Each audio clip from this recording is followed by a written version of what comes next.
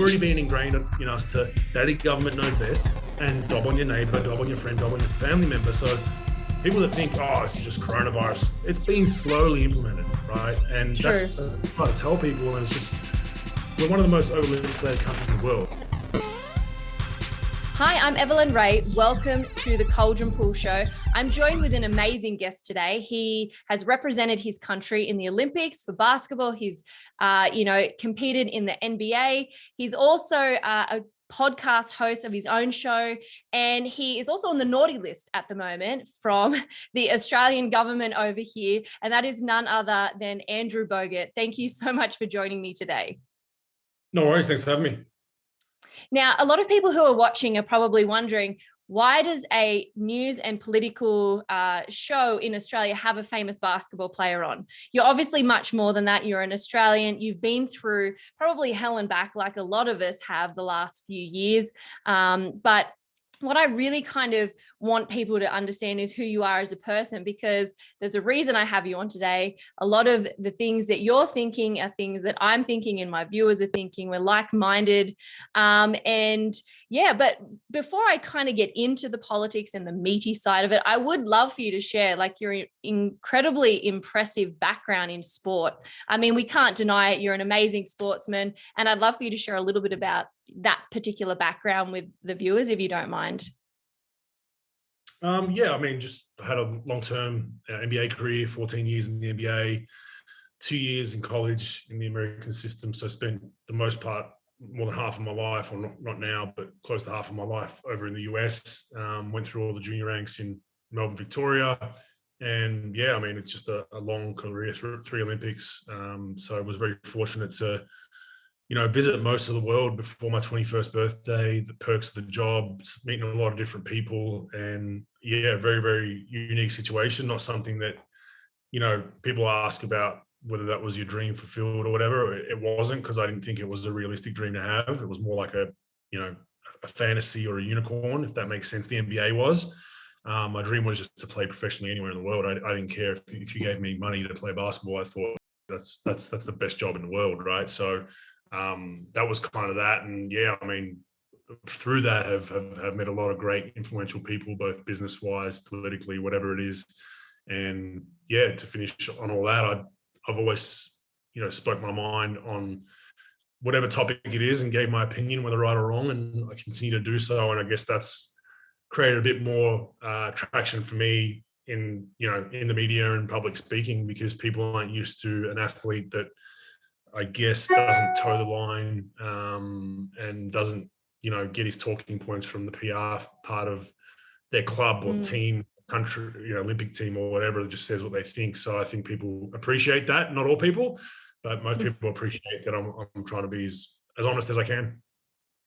I think that's sort of what actually led me towards your pages on social media and stuff. You shared something, I think, that I wrote and was published on Caldron Pool. And I remember thinking, wow, who's this basketballer who is sharing a political piece about Australia, who obviously is agreeing with what I'm saying? And it's like you said, it's a real rarity to see somebody like yourself who is so open and honest and speaks their opinion without that filter and without the lens that the mainstream media or, people and powerful people to be sort of put over sportsmen. When you were playing sport, you're at high level sport. Like you're not just like me who plays backyard cricket or, backyard tennis with your mates. Like you were a high level athlete. You were representing our country. Did you find back then it was harder to voice your opinion? Was there censorship of your opinions back then? Or is this more of a modern idea because the culture has kind of changed? Look, once I look back, when I was in my early 20s, started my career young and dumb, quote unquote, like most people starting out in a new job.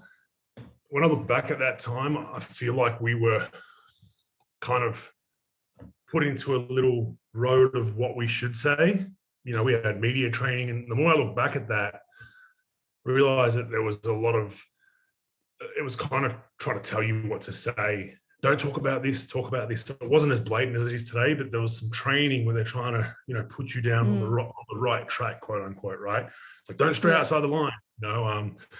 that was early on, and that's only when I look back now, I realized that was implemented on us without us even knowing it. And it still is today. They do media training and all that kind of stuff. I've had numerous phases in my career where I've received the call from, I once received a call from a executive, someone high up in the NBA about a post I put up. That was, they said, oh, it's, you got to be careful, blah, blah, blah, blah, blah. And they're trying to lean on me not to make those kind of comments by saying, you wouldn't have a platform without us, like kind of shut up.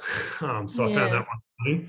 And then usually through some clubs, through their PR people, they'll try to just, I think most PR people I've worked with, I've been real respectful of, but some kind of knew that I was one of those guys that could just say something, that's deemed inappropriate. So they'd try to always be like, come on, Bogut, just line kind of stuff, nudge, nudge, wink, wink. So definitely towards the end of my career, I mean, I once got a complaint. I quoted there's a guy named Steve Earle. He's a musician, pretty famous musician from back in the day, I think the 80s. Just a bit of rock, and I quoted one of his song lyrics, and it had something about a Japanese guitar in it. So the lyric was, I've got $60 in my pocket and a Jap guitar. I'm getting the number wrong, but it was along those lines. So he was trying to insinuate that he was poor and he had a poor quality guitar at the time. I quoted the lyric, and then the club got a letter from someone who did a whole spiel about how that was racist and how that was inappropriate. I should do sensitivity training, and I was like, I didn't understand, number one, the connotations of using the word Jap in in the US, right? So that was one thing, and then two, I'm from Australia, like we shorten everything anyway. So, that's true. How do you explain that to this bedwetter that's wrote the letter, right? So that's just a few examples, and I continued on my course. I'd always voice my opinion, whether it was about something I don't know too much about. I'd still give my opinion, and I think as a society we should be able to do that. Like I said, I'm not always right, I'm not always wrong, but I think as a society, and we're seeing it with the COVID debacle, is that you can't even have those open conversations without possibly being censored, without being called names, without being abused, without being labelled. And I think that's more of a concern to me in Australian society than anything else. Yeah. And I mean, you and I have both been living through the horrors of the last sort of few years in Australia. I think the problems have been here for long before this, but I think it hasn't been tested, and humanity in Australia hasn't been tested to this length until now. And I know you sort of went through a lot of the worst of it. You were in Victoria, am I right, for a lot of the sort of heavy-ended part of the restrictions over here? Yeah, I was. I mean, I was in and out, and look, I said this from the start. At the start of the restrictions, we were just finishing up a grand final series at the time with Sydney Kings, and we were supposed to fly to Perth for game 4, and our team had a meeting, and we ended up pulling the plug. We got really not a whole lot of direction from the league, and not to it's not their fault. It was unknown. This is April 20, no one knew what was going on. So we had a lot of guys, we had imports, we had internationals that were worried about, can I get back to the US in a week's time, or sure now. So we ended up canning the series. We're down 2-1 with 2 games left, and we canned it. They gave that to Perth, which was fine, whatever. So that's when lockdowns first started. And my whole thing was, I kind of wasn't strongly against the lockdowns then, because I've never been through a pandemic in my life, as most people have in Australia or the world. So you kind of like, 2 weeks to flatten the curve makes sense. Like, it kind of makes sense. So I can understand it's only 2 weeks. We stay home, we do our thing, we work from home for 2 weeks. So I wasn't strongly against it at that point. But as time went on, and 2 weeks turned to 4 weeks, turned to 3 months, turned to, 2 years, we're almost 2 years in, we're 2 months away from being 2 years in. I started asking questions probably mid-20, like, hey, like this is having the reverse effects with kids in school, mental health, people's jobs and livelihoods, divorce rates going to go up. Like, as bad as it sounds, there's some families that their mum and dad probably shouldn't be homeschooling their children. It's harsh to say, but that's the reality. The mum and dad have their routine, which then gives them a mental refresh. They come home, then life's kind of, there's a routine that's taken away. Pressure rises for parents, pay, kids then cop it.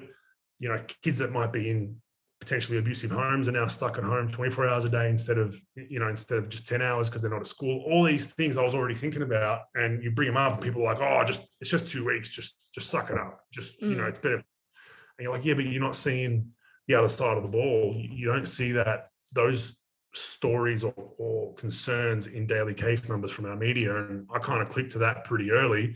And I saw it firsthand with friends and family, with their children, and with people losing their jobs and people running their own businesses and just being crippled by what the restrictions were in place. So that's kind of, I started speaking up on that publicly mid 20, because I was like, no, this isn't right. We need to have a better solution. And that's kind of was my point of view on it.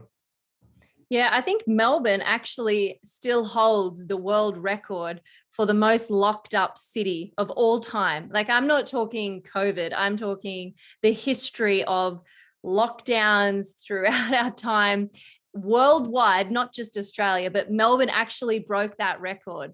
So I think it was at 235 days. I think that was the point where the record was broken. And then it continued. So I'm not sure if any other nation or state or territory will ever reach that. There's a very long 2 weeks, if you ask me, like you said. On that, people forget, like, that was hard lockdown, right? The 230. Yeah. So when they came, whenever the lockdowns got kind of dumbed down a little bit and they weren't full lockdowns, they were still in heavy restrictions. So it wasn't like, let's not forget, it wasn't like those other 300 days the last 2 years, 400 days, everything was free and open. They still had, we're out of lockdown, but you can't leave more than 5 kilometers, and you can't do this, you can't go to work. So people psychologically were kind of tricked into thinking they were getting freedoms back. Yeah. You didn't get your freedoms back because you still couldn't go anywhere and do anything. Everything was closed. And if it was open, you had to stay within your 5 kilometers. There were still curfews at times throughout when the restrictions were lifted. Schools were still closed. So, I mean, the psyop around it all of like, hey, I'm giving you some freedoms back. And you actually had people, yes, we can leave our house to exercise for 2 hours now. Sensational. And I was just looking at it like no, that's not something to celebrate. But trying to tell that to everyday people was, hard at times.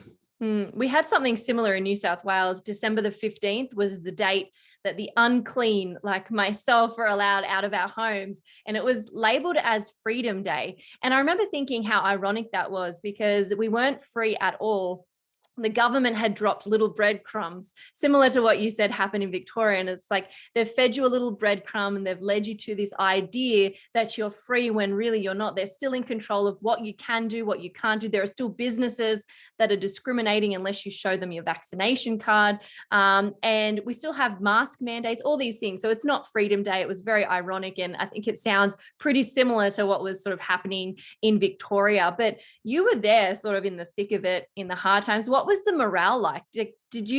Were many people, like if you ran into them at the shops or something, like what was the general feel down in sort of Melbourne, Victoria in the harshest of restrictions? Oh, it wasn't good. It was the most depressing period of my life that I've been in, as far as the aesthetic, socially, and within a city or within a suburb that you're living in.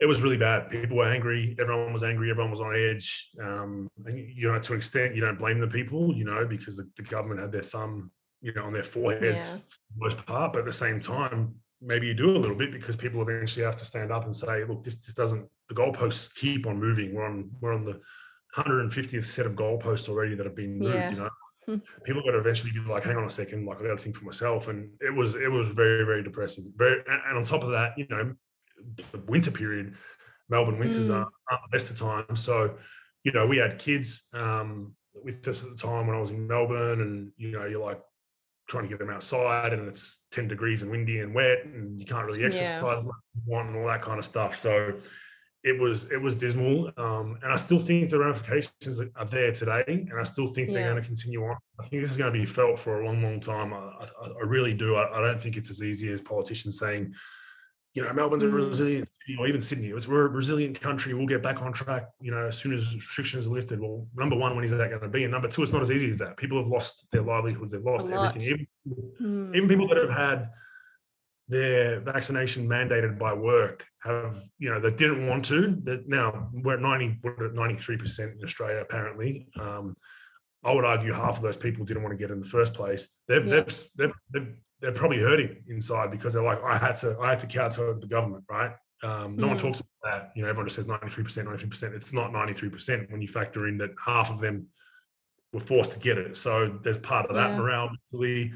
There's still the mask mandates and shaming people and abusing people and all that kind of stuff. And I'm just looking at it like, wow. And Melbourne's, I think, taking the cake. I think Perth and WA and Northern Territory are trying to catch up with Victoria. Yeah, pretty quickly.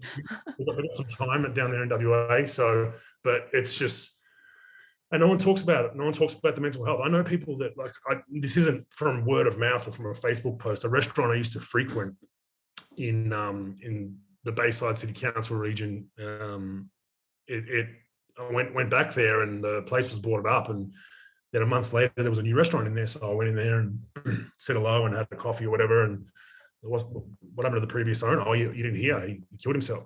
Just like, oh wow, they can't publicize suicides, whatever. But I think in a pandemic, I would argue you probably should publicize suicide because it's given the other side of the anti-case numbers. It's like these are real people that are passing, not from coronavirus, but from the mental strain of what the government's doing. Absolutely. And, like sort of what you said before, like our politicians over here and our mainstream media parade our numbers, 93%. In New South Wales, it's over 95%, and they parade these numbers like they're proud of it. And it's just quite disgusting because, as you said, I would even go further actually than what you said. I think it's more than half probably wouldn't have got it unless they had to, unless they felt they needed to. I would say that there's only a very fringe minority group of Australians who wanted, actually desired and sought and was excited the vaccine came.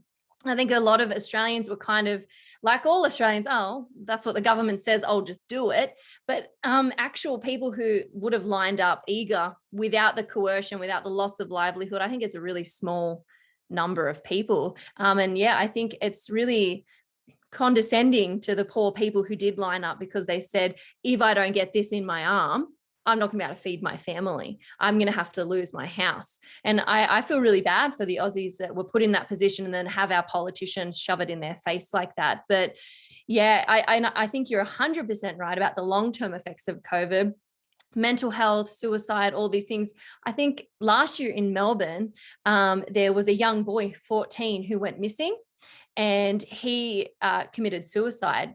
And the police, when they were looking for him, he'd gone missing at this stage, or they didn't know what had happened. They sent the search party home. They sent his own brother home and said, because of COVID, you're not allowed to come out on the streets. And then they found him the next morning. And he'd ended his life, a little boy, like, yes, he's 14, I think, but he's a child.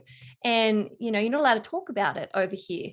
I mean, you're heavily censored. I'm heavily censored. We're not allowed to talk about these things that really matter to us. I think we're yet to see these repercussions and the ripple effect from all of it. But obviously you have family, has it been hard on yourself, and your own sort of structure within your own home? Like, how's that been for you? Oh, it's just been hard. For us, we're in a unique position where financially I don't have the pressure of everyday families, and I understand that. A lot of people will say, it's quite funny, a lot of people say, why are you posting all this COVID stuff and anti-government stuff when you're rich in your mansion? I'm like, that's exactly why I'm posting it.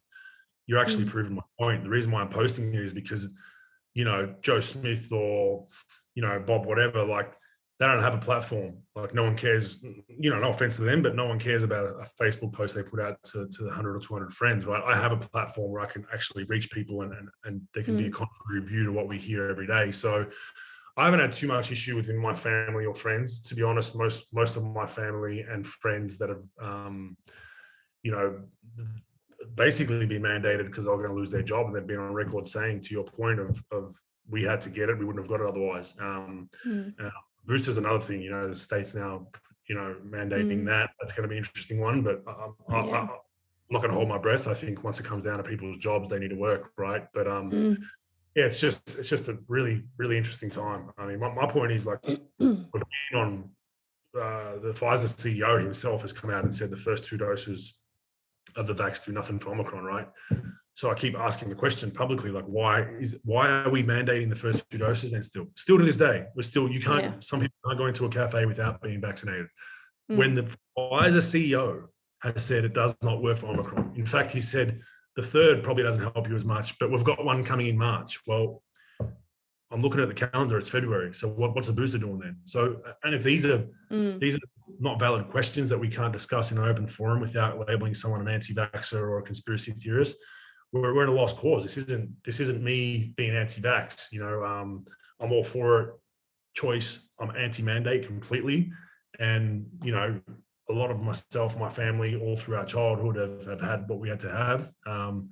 And as far as my status, I don't disclose it. I tell anyone who wants to know that it's none of your business. It's the same way I don't want to know if you have an STD or you have whatever. It's none of my business, none of your business.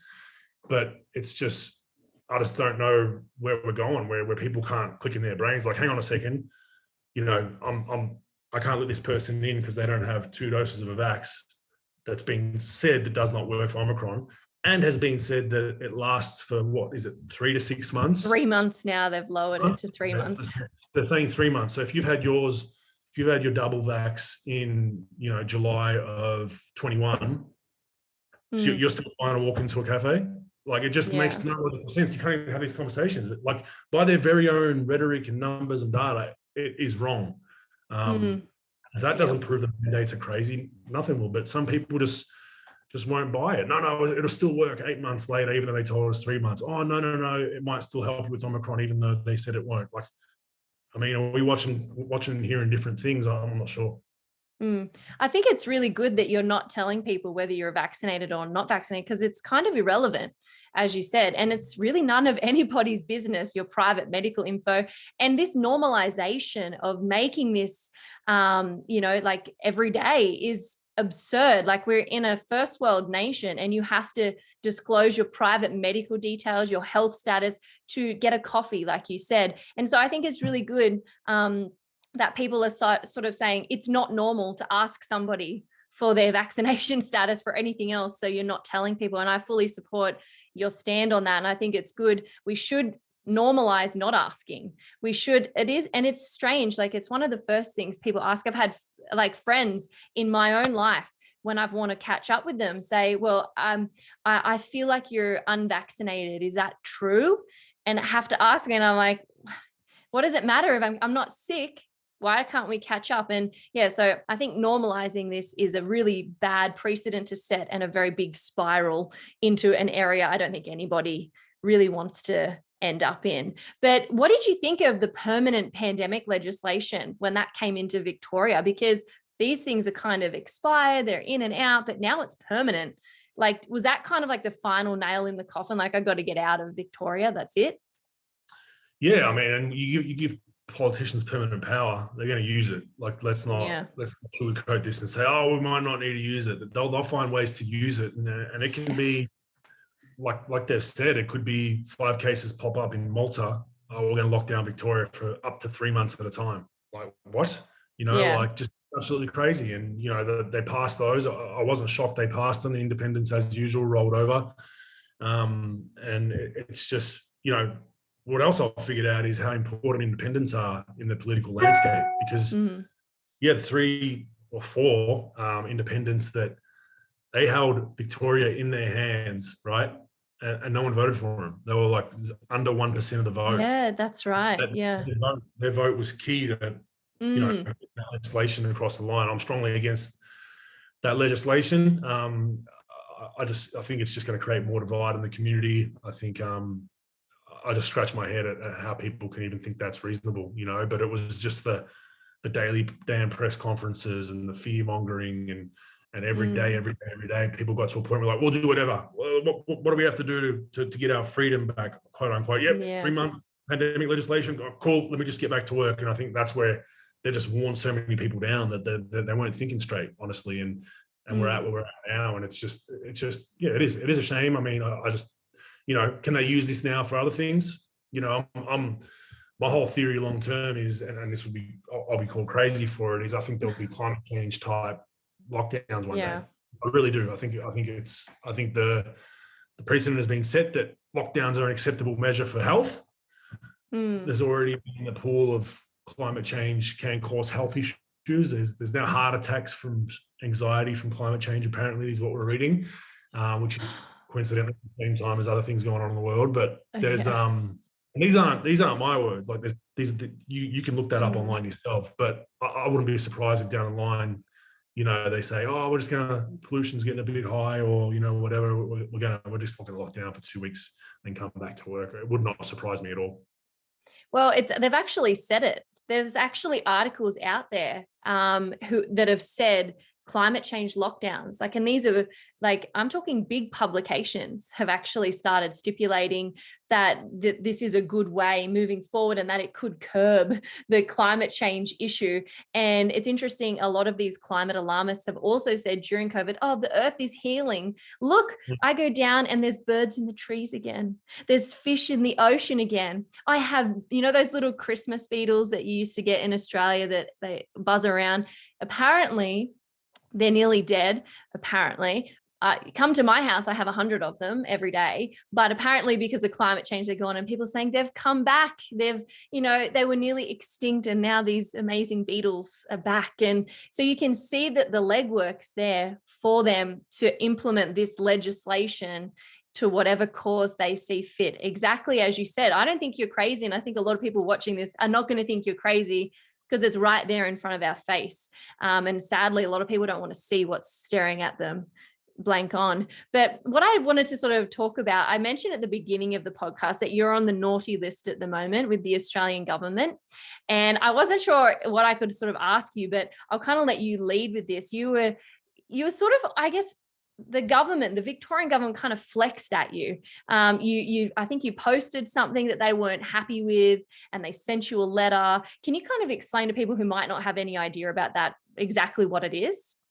Yeah, it was a Victorian government, not the Australian. But I guess this is factoring into your, question about the pandemic legislation and independence. It was right around that time. I think it was September, October, where the public found out that the votes are going to come down to some independence, whether this legislation gets over the line. I'm in a group chat with a bunch of like-minded people who have, similar kind of views. Mainly, they all have different views politically, but the one thing we had in common was get this government out at all costs. So we actually had people that were, that would align to different parties, which was beautiful, which is what you want. But they were just all on the same page as anyone but this current government, right? So anyway, they put together a very clever video clip, which used the lead-in for the coronavirus ads in Victoria, had a certain jingle. They used the same jingle. They used the same Victorian government colour scheme. And it basically just said, the pandemic law legislation is going to be voted in by these politicians. If they vote this pandemic in, vote them out. That was that, 40 seconds. It linked to a website, which was votethemout.com.au. So anyway, I posted it on my socials. We all mass posted it out of that group chat. Now, some of these people in the group chat have small followings. Some of them have larger followings. So that's to note, right? We all posted, I think it was around September, October, and nothing, didn't hear anything. And then early December, I get a letter through an admin email of all places. It's an email that, an admin oversees it. And then it goes to another email, and then it ends up getting to me if it's important, right? So I get this email, and it's from the VEC, Victorian Electoral Commission. And I've posted it online, you can read it, and it basically just saying that, you're potentially in breach, and this is a caution notice. You did not put a declaration on your post. Now, a declaration, for those wondering, is when you watch those political ads and it says, this message is endorsed by XYZ from Canberra, blah, blah, blah, blah. So I read that and I'm like, hang on a second, I'm not a politician. I'm on record as never endorsing any political party ever. I support certain things from certain political parties, but I'm very careful about not endorsing. I don't go all in political parties, because you'll get burnt that way, in my opinion, right? So then I read that, then it follows on to say, social media posts for the most part are exempt. So I'm like, okay, what's a social media post? Then it goes on about, because you didn't do the declaration, it's deemed illegal by, you're influencing voters to vote a certain way. It had a declaration on it. That was the third thing. So votethemout.com.au was a website. Clicked the website. It went to its own website, which had a declaration and had the company, the proprietary limited company, the guy who made the video, put it under his company. It was all there. So I'm thinking, like, there's three things you stated that are all incorrect. But I posted the letter. I got some advice first and foremost from some pretty high-end lawyers in Australia that are keen to this kind of stuff. And they said, look, there's nothing illegal for you posting it. There's nothing really legally binding in that letter. All they're trying to do is they're letting you know that you're on their list. They're aware of you. It's a caution. Nothing really you have to do to follow up. If you do post it, they could make your life a bit more of a nuisance politically and with these kind of letters. That's what they said. They said you're free to post it. They can't do anything. They can't fine you, but they could just make life hard for you. So I did post it. I did a podcast about it, and they were then, it blew up. It was on the front page of the paper in Victoria, and they got the media went to the VC and they doubled down on it. They doubled down, like no one, they try to play like, oh, Andrew Bogut thinks he's this big celebrity and he can do what he wants. No, I don't. I think I'm an everyday citizen that has a right to post my political thoughts. Now, Evelyn or your brother, sister, auntie, uncle, cousin goes on their Facebook page and says this government sucks. That is actually deemed illegal. You can get a letter for that. Wow.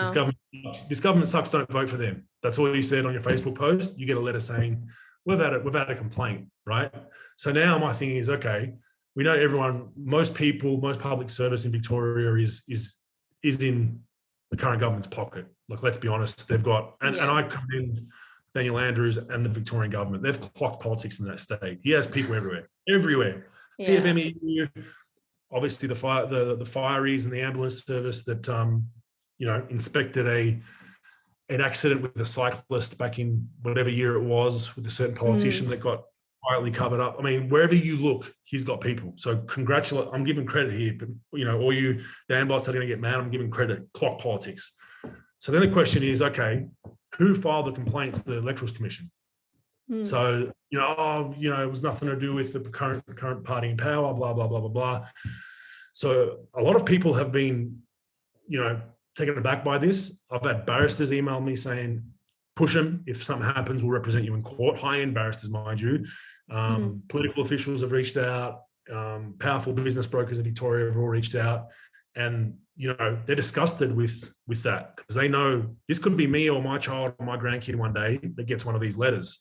So that's basically it. I mean, it was, like I said, the fact that they doubled down once they got all this attention and were just trying to then paint me as a villain of like a arrogant celebrity sportsman thinks he's above the laws. I know I'm not above the law, but I'm not a politician or a political party. And I have never stated vote for this party, right? And then my whole thing was, even if I did say vote for this party as an individual citizen of Australia, even if I did go as hard as I could, and I'm not a politician or a political party. What? So you're telling me every social media post has to have a declaration?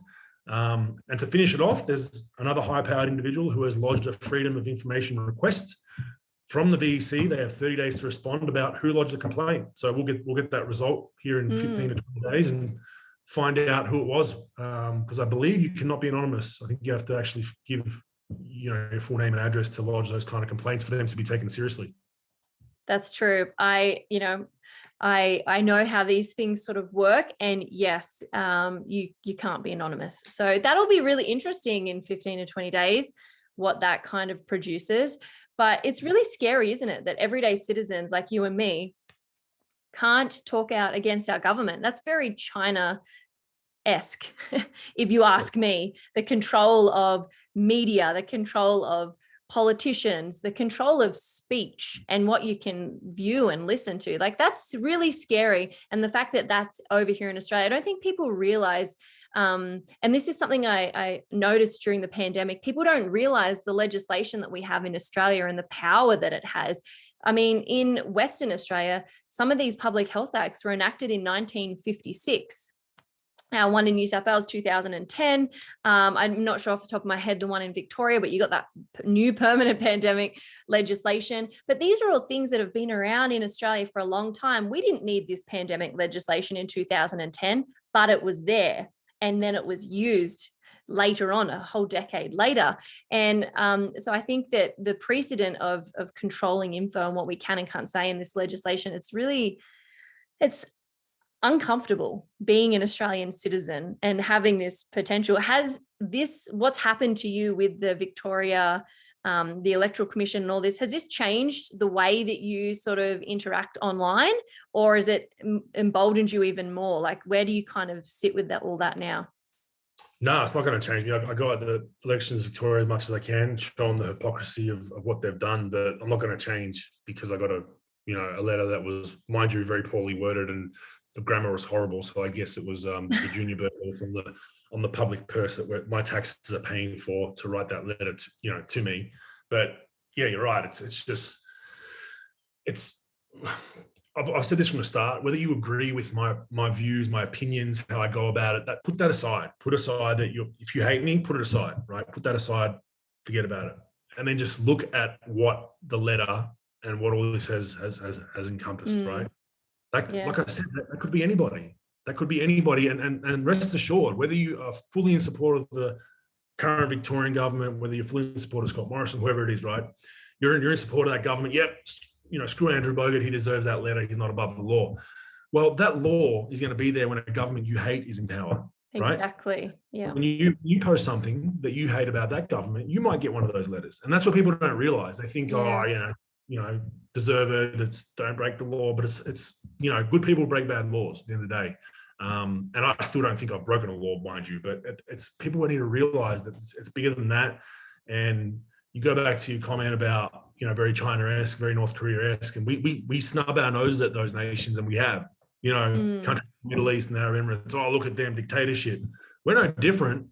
The only thing that's different about us is we label it a democracy. So people think they're in a democracy. You're not in a democracy.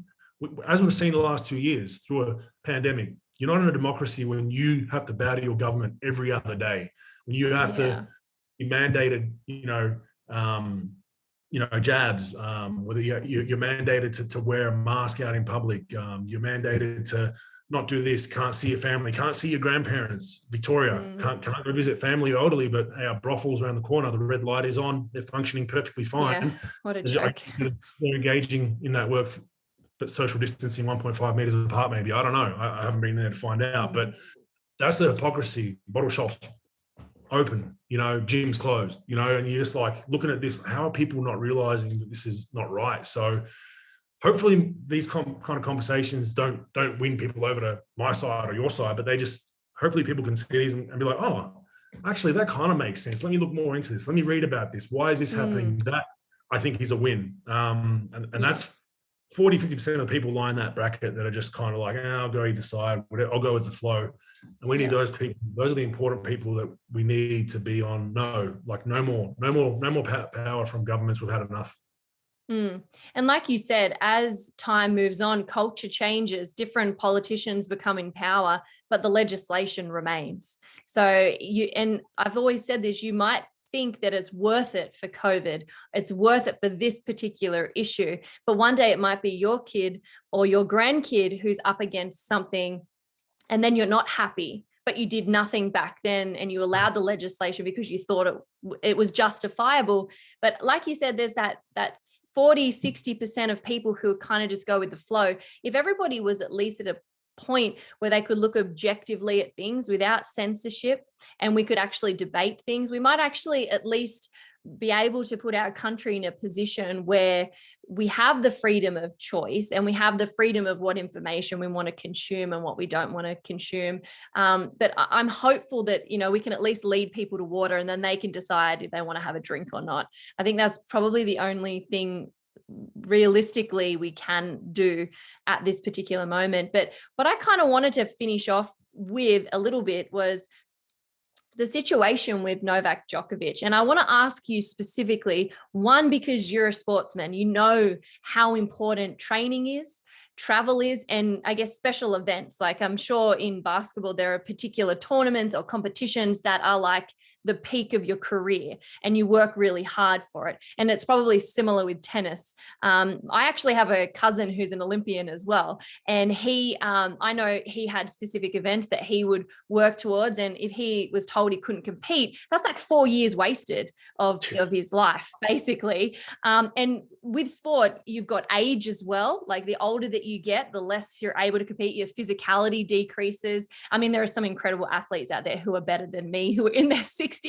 I'm not saying, it's one shoe fits all, but there's a real significance for the individual athlete. And then there's also the issue I wanted to talk about, the politics around everything that happened with Djokovic. And for those who don't know, the Australian Open was a tennis tournament over here. It's one of 4 of the biggest tennis tournaments around the world that happen.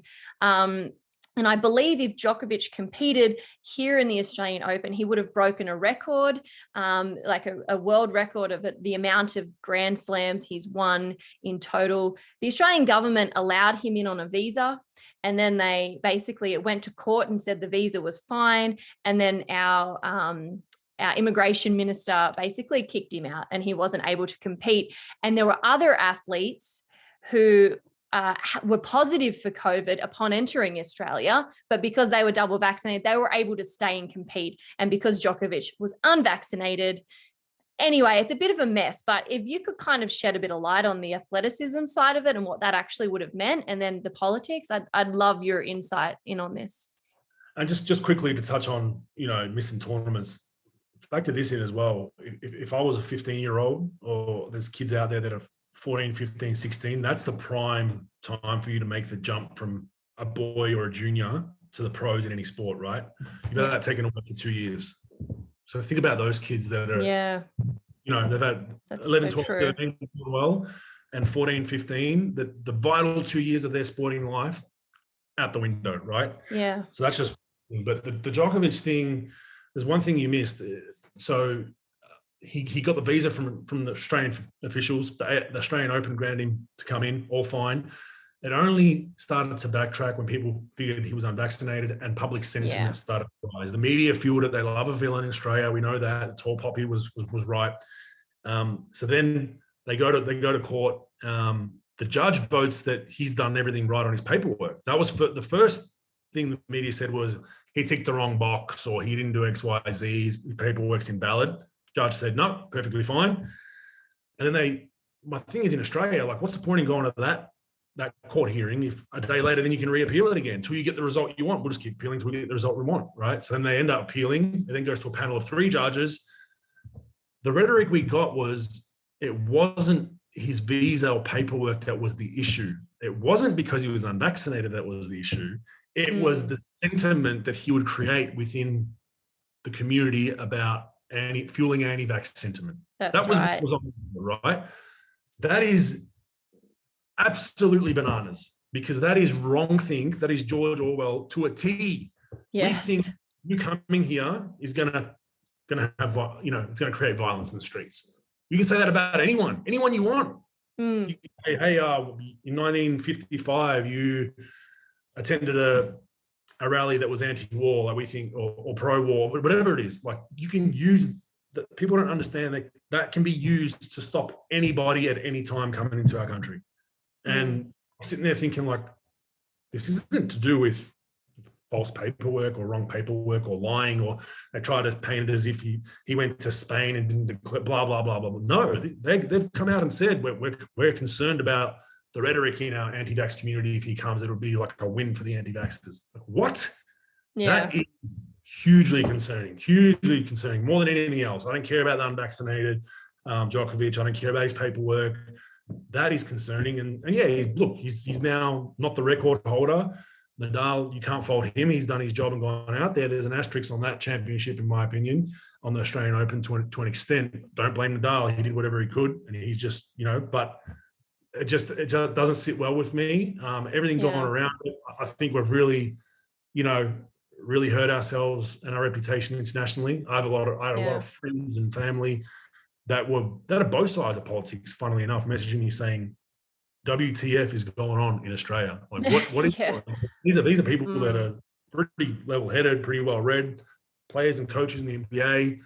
They've all said, what is going on there, man? Get out of there. Why are you still there? And I'm like, well, Yeah. look, I love my country. I love my friends and family here, and there's very good people here still. And I'm going to fight. I've got a voice. I'm going to fight as much as I can. And maybe I am crazy. Maybe I should have packed my bags long ago and left. But that's what my family did in former Yugoslavia. They left that much more. It was getting more hardcore over there. There was artillery being involved and whatever, and bullets being fired. But they escaped that to come here. It's like, no, we got to stop running, and stand up and fight. And kind of that's my mindset. But it's this whole Djokovic thing, now Kanye West is the other one they're talking about, and it's just going to continue on. No one's above the law in Australia. You got to follow the rules. Oh yeah, like there's notable amounts of time where all these politicians broke the rules. There was lockdowns in Victoria. Brett Sutton's flying to Canberra for some sort of award that he got. Then you've got other MPs that were supposed to be in their 5-kilometre lockdown going to their nice little country estate. That's breaking the rules. So it all came down to public sentiment, and it all came down to the government in an election year trying to flex some posture. And no one's above being an everyday citizen. You got to toe the line and follow the rules. And I'm like, I don't buy it. It's strictly political. The interesting thing that to watch in the future will be next year's Australian Open, because they've already started that. They've already started, we're not going to let you back next year, mate. We're going to let you. It's just like, what? That's a year away. How do we know what's going to happen in a year? Like mandates might be done by then. Yeah, it's a very scary precedent to set. As you said, the possibilities from here are endless, and the power that the government have to do something like this. I mean, they've set it on record, as you said, that, it doesn't matter that you're unvaccinated, it doesn't matter about your visa. You could raise anti-vax sentiment in Australia, so you're out. Like, that's huge. That's historical. And I think this is something we're going to look back on in 20 years and be like, wow, why didn't we make a bigger deal about this? It's something that we're not talking about enough. But I'm still here with you. Like, I'm stuck here and I have the same sort of thing. People are saying, why are you here? Get out, get out, get out. And it's almost impossible for me to get out right now. Like, it's really difficult. But, even if I could, there is a part of me that wants to stay and sort of see this through. As you said, this is our home. This is our family, this is our friends, this is our life. It doesn't feel like the home that I knew. I don't know if you feel the same. It's very different to the world that I grew up in as a child. But I love it here. I do. I love this country. And I want to see us get through this. Do you think it's possible at this point in time that we can kind of come back from this? Or do you think this is just going to be a new way of life for us Aussies? It's going to take time. If it does, it's not going to happen overnight. I'm not optimistic with what I've seen. I think it comes down to the people. This one other thing is, like, this hasn't just happened during coronavirus, right? This government overreach. This has been implemented the last 15, 20, 25 years, right? Yeah. I've made this example before, but in the early 2000s, I remember there was water restrictions, right? Right when I was 16, that's right. Right. It's a silly example, but I remember all the fear mongering on a current affairs and Today Tonight's in the news every day was like, we're going to run out of water, blah, blah, blah, blah, blah. Then it was, you can only water your garden it had something like you could do at it nighttime in the afternoon. Whatever it was like. Yeah, I remember. Late at night when you're back from work, once a day, you can't wash your car, blah, blah, blah. So they got the sentiment so rife in community when neighbors were dobbing on each other for sprinklers on.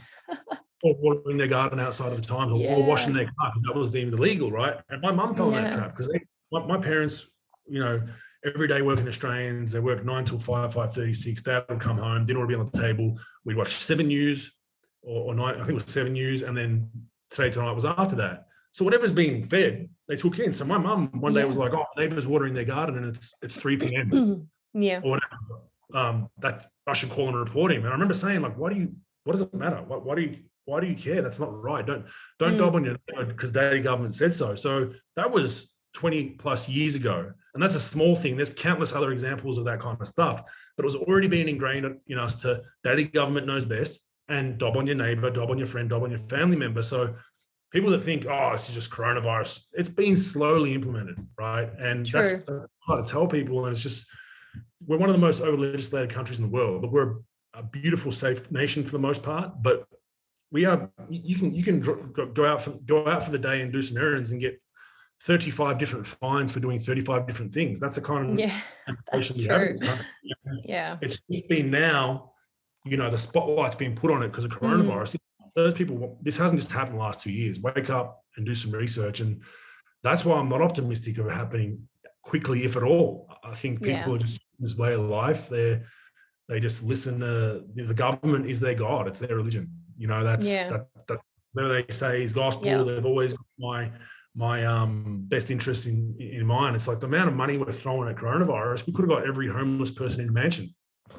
I know. Like, we found all this money, but now we've still got homeless on the street. Like, you can get them in a night.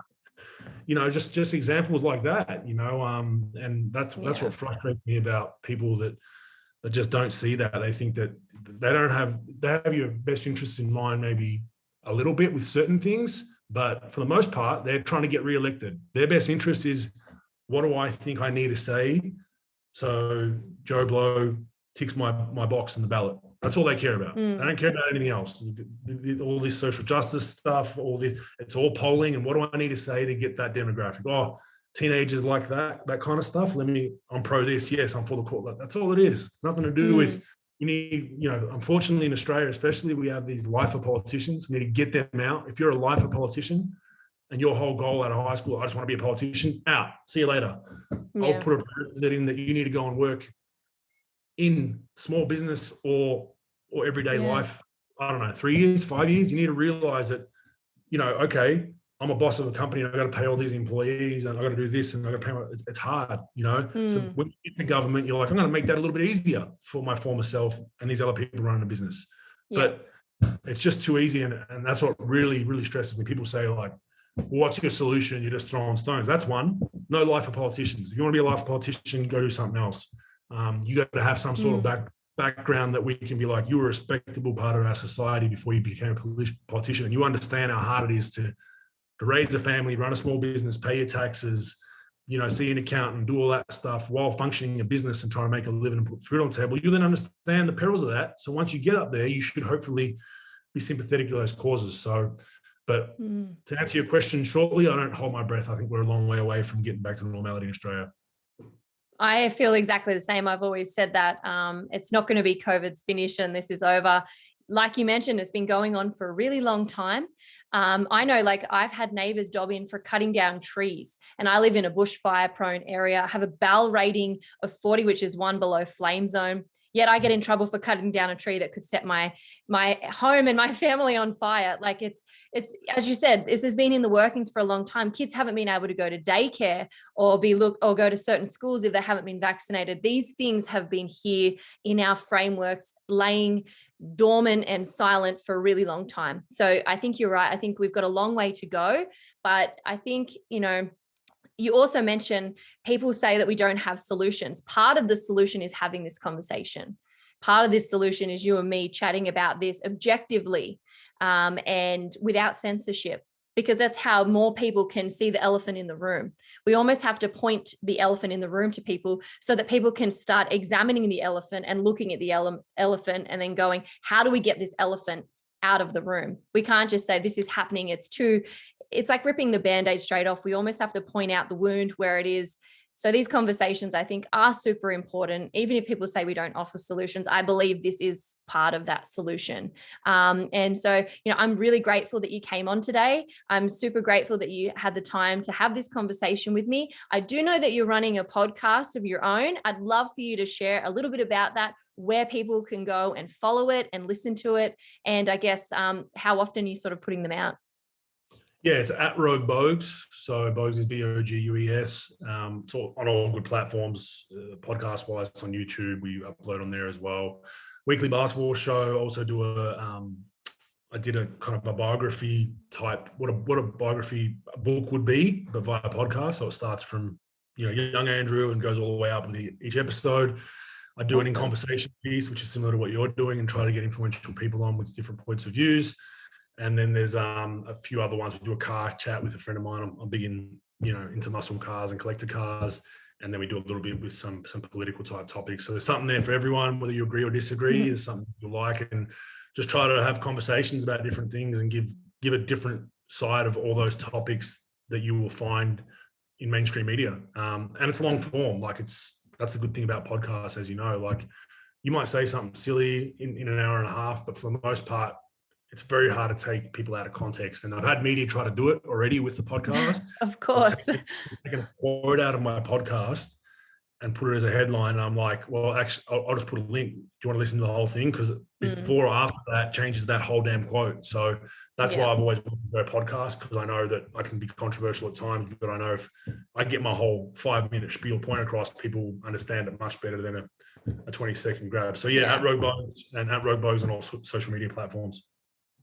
Yeah, thanks again. And thank you for having the courage and the boldness to be someone, a blue tick person, so they say, and someone with a platform who is willing to speak out unapologetically, unashamedly. It's exactly what we need right now. I know in Australia, I'm incredibly grateful for your presence on social media. And I know so many other people are as well. So thank you. Please go and follow his other podcasts. Go follow him. He's a great guy. And thanks again, Andrew, for coming on today. No worries, everyone. Thank you.